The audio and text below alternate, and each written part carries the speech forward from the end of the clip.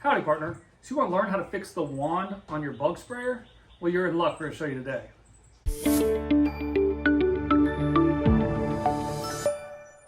Today, we're going to teach you a quick trick on how to fix the wand on one of these battery-operated bug sprayers.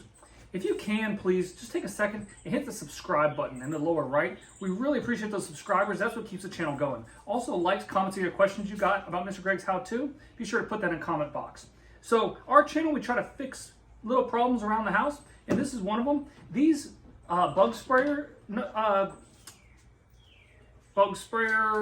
power bug sprayers, whatever you want to call it, they're pretty awesome. They make it really easy to go ahead and do self bug spraying, but the only problem is these guns are not the most reliable. So if yours is not working, it's making noise, but is not actually spraying, we're going to show you a quick trick. So stay tuned. So one of the problems on this is when you depress the trigger sometimes, you won't get a good priming or a good spraying. As you can see, it's running, but it's not priming very well. So we're gonna go ahead and fix that. All it is this needs a full charged battery. If you have even a single battery that is not fully charged, it will cause the entire gun to not properly prime. You'll go around and it'll keep on priming, and it won't spray very well or won't spray at all, but you'll hear the motor running. I had someone talk to me about this problem not too long ago, and I said, you know what?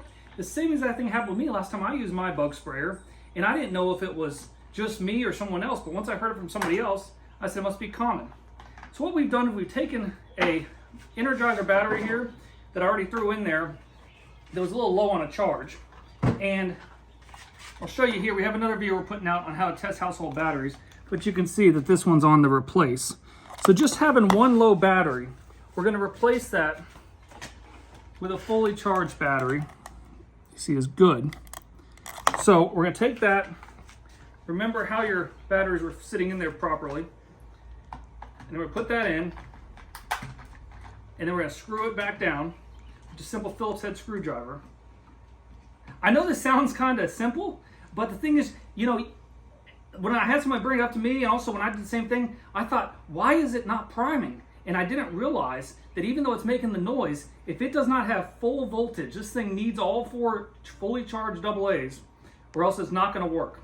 So we've got it tightened back up, we pull it out, and now when we press the button, instant priming.